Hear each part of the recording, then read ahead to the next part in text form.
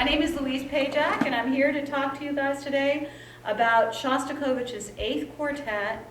I know that you have all read the book about the Leningrad Symphony and what he did for patriotism in Russia during World War II. This piece is a more personal piece. I'm going to tell you a little bit about it, but first of all, I want to introduce my cohorts this afternoon: Sara Cronin, Sophia Duphily, and Miss Jess Helie, who's a string teacher in the elementary schools and joins us periodically at the high school. So what we need to know before we even do this piece is in our musical tradition, our Western musical tradition, we have these two types of music. One is called absolute music, which means that there's really no story that goes with it. And one is called program music. For example, Peter and the Wolf. Raise your hand if you've ever heard Peter and the Wolf. Oh, good. Yes. People of a certain age have heard that. And that music has a specific story, has a specific story that goes with it. So that's called program music. This piece is sort of a hybrid of the two things. Shostakovich is hiding all sorts of things about himself inside this piece, and we're going to show a few of them to you before we play it today. But I want to give you a little background on his life first. He was one of the preeminent Russian composers of the 20th century, and he was very successful in St. Petersburg until January 1934, when he wrote an opera called Lady Macbeth of the Mtsensk district. Now, my son-in-law is Russian, and he spent about 20 minutes trying to teach me how to say Mtsensk, but I think I'm still missing the boat on it, so you'll just have to live with me. But it's an area of Russia that's near Ukraine. And at first, the opera was a huge success, but then at some point, Stalin decided that it was too decadent and too formal. That was one of his go-to terms for it. And he himself wrote an anonymous editorial in Pravda denouncing Shostakovich. And from that point on, Shostakovich's life took a very serious turn. He started being interviewed by the KGB, and he was so sure that he was going to be carried away by them that he started sleeping in the hallway of his apartment building because he didn't want his children to see him leaving. So his life is really just, I mean, look at that picture. He just looks anxious there. He lived in abject terror his whole entire life. After the success of the Leningrad Symphony and also the Fifth Symphony, which he wrote, and he wrote a comment at the top of it where an artist answers his critics, he started to come back into favor. And the beautiful thing about absolute music is that you can't really tell what the story actually is. So he may have been being more ironic and underhanded and sarcastic than we realize. In 1960, he went to the city of Dresden, which was in the part of Germany that was East Germany at the time. And he went there to compose some background music for a movie that was being made about the bombing of Dresden. Has anybody read Kurt Vonnegut? Guys? Yes, good. Okay, so you all know about how the Americans firebombed Dresden, and it's if you go to Dresden today and you're American, it's still pretty tough. They're still unhappy with us. So think about this: 1945, the war ends. He goes to Dresden in 1960, and it still isn't rebuilt. And it was called, the Venice of the North. It was just an absolutely breathtaking city. So he was so saddened by that he went to a mountain retreat, and in 3 days he wrote the quartet that we're going to play today. Now we're only playing one movement of it. The piece is 20 minutes long, and he wrote it in 3 days. So some sort of inspiration. He also, at this point, had been forced to join the Communist Party because he was, at this point, the secretary of the Composers Union. And obviously, people in the know, the functionaries, were saying to him, how can you be the secretary of the Composers Union and not be a member of the Communist Party? And he was so unhappy with himself that he had finally taken that plunge and done that he really was basically suicidal. And I want to read you a quote from one of his friends. This fellow was the violist in the Beethoven Quartet, which was a very important Moscow quartet. And he said about Shostakovich, "Then the heavy hammer of official honors, belated glorification, dealt Shostakovich a much more terrible blow than all the criticism of the 1930s and 1940s. Taken under the aegis of the watchful party eye of the Union of Composers, Shostakovich underwent the most anguished period of his life in art.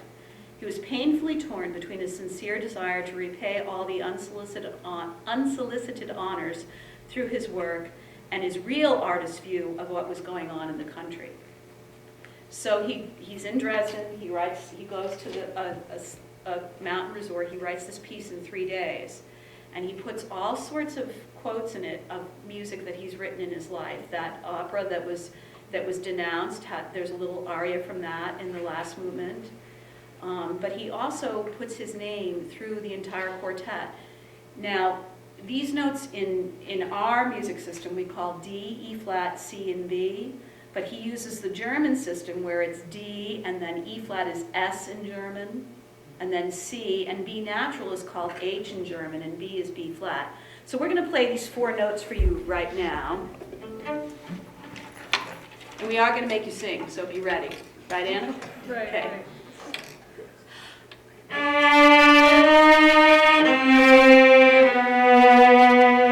So can you guys sing? D, S, C, H. Everybody? D, S, C, H. Now there's another famous composer who put his name in music all the time. We'll play this, and then maybe you guys can tell us who this is.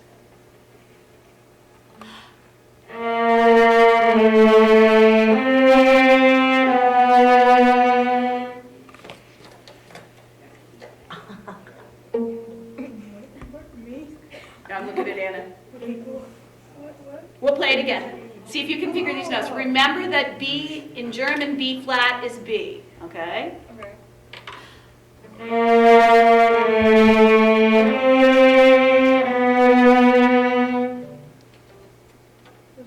It's Bach. B, A, C, H. So you're going to hear this da, da, da, da, da, all the way through in this movement that we're going to play. We're also going to show you, in the beginning of the 4th movement, Shostakovich puts the knock at the door, the KGB knock at the door, which he was expecting, which is why he was sleeping out in the hallway of his apartment building. And there's some people that say it's the knock of the KGB. There are other people that say that if you were out in a cafe and you saw a KGB agent come in, you did this. So your friends knew not to continue discussing the truth of the situation, because they were just all around spying on them. So we're just going to play that little moment for you, and then we'll play the waltz movement. You said something about he wrote quotes, and you mean he took things from previous things he had written? And Yes. Just planted And them just right in? inserts them right in. It's like a look back on his whole entire life. That's cool. So there are quotes, da-da-dum, ba-da-dum. You're going to hear that in this. That's the first cello concerto. There are quotes from several of his symphonies. And then in the 4th movement, which we're not going to play except for the opening of that today, you also hear the aria from the Mtsensk District Opera, which was the one that got him in so much trouble. And this didn't get him in trouble? That's the point. You can't tell what it's about. Unless it's You their have to Easter have egg. that They're all hidden. They're all hidden inside. It's cryptic, Wow. and so that's why it's not program music and it's not absolute music either. It's something in between. So he goes, Tom Hanks to figure it out or something? Well, yeah, you need Tom Hanks to figure it out. But that's what you bring up a really good point, Mr. Woodworth, because string quartets were written for an intimate group of people that were played in his apartment and things like that, and his friends that were in the know and weren't going to betray him. Right. So that that could be a little bit different, and I should say something else, that this quartet is dedicated to the victims of fascism and war, but it's really dedicated to himself. Yeah. It's a suicide note, and one of his friends actually took pills away from him so he wouldn't kill himself, because he was just so appalled with himself that he had joined the party and succumbed. He didn't have a problem when his friends did it. He understood what they were doing, but he couldn't stand that he had done this himself. So, yeah. We think we live in an age of anxiety.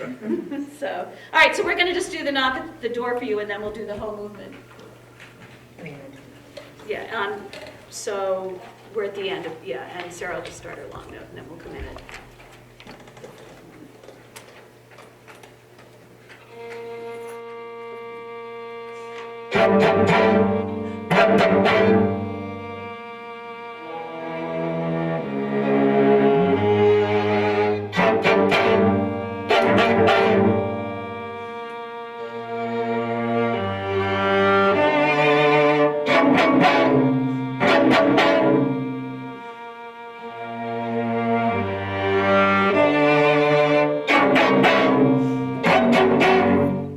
So it sounds pretty ominous, doesn't it?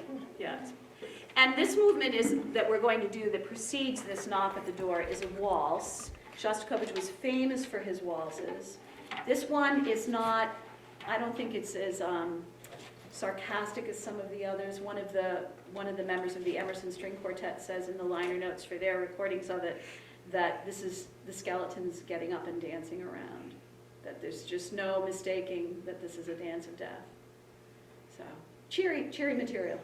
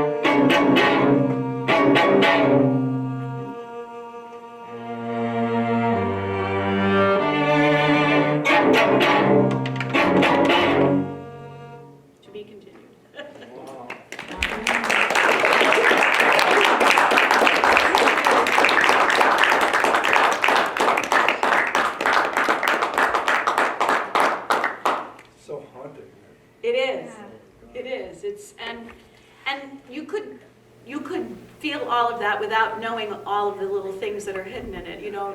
But I think it makes it so much more meaningful to know that he just, this was sort of his looking back at his whole life and whether it had been worthwhile to do what he had done. So. That one area where, I don't know, it's kind of like this Flight of the Bumblebee type of thing going on, where you had really high thing you were dancing around.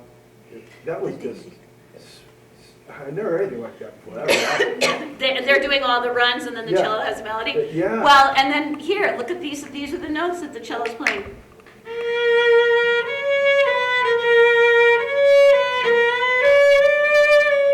It's B, D, C, B. He's just taken the D, C, B flat thing and put it upside down. But it just seems like you're hanging in peril there for a while. Right, and there's a scary feeling about it. And well, there's something scary about the cello being above all of everything else that's going on anyway, because the cello's always going, right, always being the bass. Like he could have given it to the violin, Right. he could have given it to the viola, but he didn't. He gave it to the cello on purpose. So he makes the whole tessitura of the piece is up here, you know, and there's no net, right? So, very cool. do you guys have any questions? No? How did you learn to play so good? I can do that. 10,000 hours, that's all it takes. Josh? Yeah, it's a question for all four of you. Do you enjoy playing this piece? I want to see what they said first, yeah. I often think that, like, when I was talking to them about this piece, we would talk about how this is really where the heart of the music is. When you're beyond, how do you play that note? When you're beyond, how does it even work? How do you count it? You know how you're supposed to do it. Maybe you mess it up sometimes, but when you get to really discuss what is it supposed to feel like? What do we want it? What story do we want to tell? How exactly do we want that exact note to be together? That's the really advanced music making that is really what I think we crave as instrumentalists most of the time. And also that it's not pretty. Yeah. I mean, that you get to explore making sounds that you don't. I mean, we're always spending so much time getting to the point where they can make beautiful sounds, and now we're saying, okay, you can be aggressive and assertive and ugly and a character here. So I think that's kind of interesting that they're at this point musically that we can do that with them. So Well, there's an amazing collection of talent. You guys are amazing. thank you. Really, really nice. They are. Miss Helie spent most of the time coaching them while I was teaching everyone else. So Yeah, I have actually heard playing. It was very, very impressive. Thank you. Very good job. yes, Mr. Like, I think that was absolutely beautiful. You did such a wonderful job. Now, I'm not a musician, so for me that was just top notch. That was like top shelf. Were you happy with that performance? Yeah, except I didn't come in at one of the crazy places. But And I played a wrong note.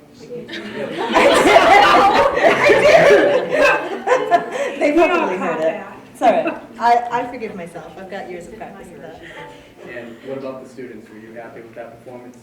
There was a spot where I could have done better, but yeah, it's good. I thought you really brought that aggression that we worked on. I thought that was really nice. Oh, I think, there were a lot of spots, more than just one for me. But it was fun overall. But those E's were good. yes, they were. Really good. And you punched it right out. It was great. Yeah, thank you. Well, if I was grading you, A+ is fine. Oh, thank you. I need that. Thank you. Thanks. So, go ahead, Ms. Pajak. Do you always, when you do a piece, do you learn the historical background first and also the biographical information of the composer before you? Well, you guys in orchestra, we don't necessarily do it ahead of time. But Lily, what do you think? Do we talk about it? Yeah, Miss Pajak usually, if there's a part that she really wants us to know about. She digresses. Does that add to the You asked. You get the truth. Well, you're making a point of concerts to do that, and you'll have the students read the pieces. Yeah. So we get the significance of the work in the time that it was written from.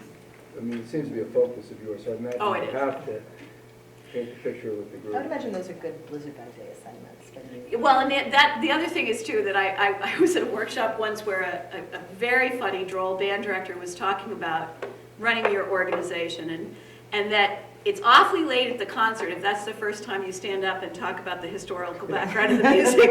If it's information the kids probably could have had sooner. Yeah. Right. They say, oh, wow, that's cool. So it's one of my favorite. I mean, I have my master's in music history, so it's my thing. But I think you could play this and not know the context, and if you were a really great musician, you could figure out what was going on. I just think it adds another layer, and I like to think about music in the context of world history and its place in all of that context, especially something like this where it was a totalitarian regime and they were not allowed to speak out, and that he found this way to be subversive, at least amongst his friends, and they were all in the know. I had a great friend who was a German and was in the German army, and he used to tell me about the letters that they would send to each other, and we can't wait to eat the pineapple, and that was their secret code for when Hitler's gone. So, people in prison find ways to communicate with each other, and I think it's important to know this about Shostakovich, and that, for example, some of these guys are going to play the Shostakovich Fifth Symphony, which is the one he wrote after he was criticized, and it's supposedly very patriotic, but even that is terribly ironic. Very satirical. Yeah, it's very satirical. So I think the subtext matters. I think it adds it changes too, that when you're in the music world, you actually have a lot of people that you play with that are from other countries constantly. Being, when I went to grad school, I was in a minority situation in my class where my graduating class represented 13 other countries, and we only had, I think it was like 75 people in graduate in that class. So you're always in contact with people from other countries, and many of them are from Russia or from Bulgaria East. or from Romania or from, it really could be anywhere. And you're all communicating with music. So that history piece is going to mean something different to each of those people that comes from those different countries. It's going to represent a different part of their history as well. So how many of the students read the book? Were there things about this piece today that were making you think about the Leningrad Symphony? Or did it just seem totally different? No, it seemed totally different because like back then they didn't really think of like how that would happen, like a dictatorship would take over an entire country and have that much like negative influence upon millions and millions of people. But yeah, it's very extreme. It is, it's radical. Did you read the book, Mom? I read some of it. You read some of it? I read it over the summer. I thought it was really good. Pretty extreme situation. I think that we don't realize, I don't know if you guys are aware of this, that 20 million people died in Russia during World War II. That's more than the population of Canada, period. They really, really sacrificed. And of course, the men that were standing on the border with Germany had the Germans in front of them pointing guns at them, and the KGB, the secret police, behind them pointing guns at them so they wouldn't flee. It was a terrifying situation. Cold. Yeah. Yes, I have another music question. sure. Of the two types of music that you were referring to at the beginning, absolute and program music, do you have a preference on which to play and which to listen to? Well, I like all of those types of music. Duke Ellington said there are only two kinds of music, good music and bad music. So there's probably bad program music, and there's probably bad absolute music. I think program music is a good way to introduce students to classical music because it seems so abstract when you're first learning it that if you can attach a story to it, it makes it more understandable to them. So, yes? Until you talked about it, I thought him hiding those meanings in his music was unique to him. I don't know a lot about music, so knowing that makes me appreciate it more.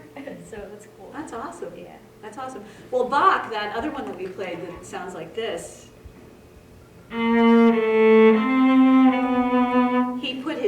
took those 4 notes and he made all sorts of things, fugues, which are like a fancy version of a round. He took that little kernel of notes and made all sorts of music out of his own name. That's pretty cool. So, yeah. There's all kinds of things like composers that will take folk songs that you've heard before, that will put that folk song in like a really big fancy piece. And you'll hear it when you listen to those really complicated pieces. Oh, I recognize that. I recognize that. Mhm. That'll happen. That's cool.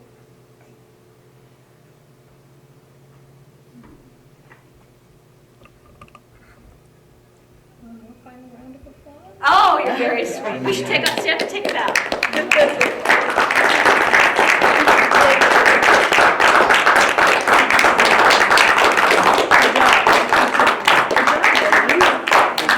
Book Club, we were just so delighted that you shared your time, your talent, your energy, and your passion for music, and sharing it with our students in our school.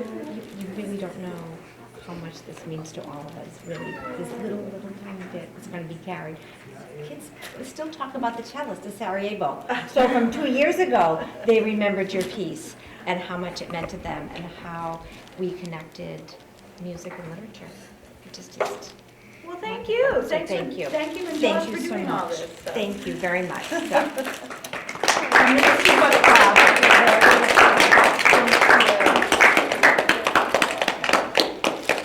Thank you. I'm not going to hug you because I have a cold, so I'll give you a hug. It's okay. Okay. And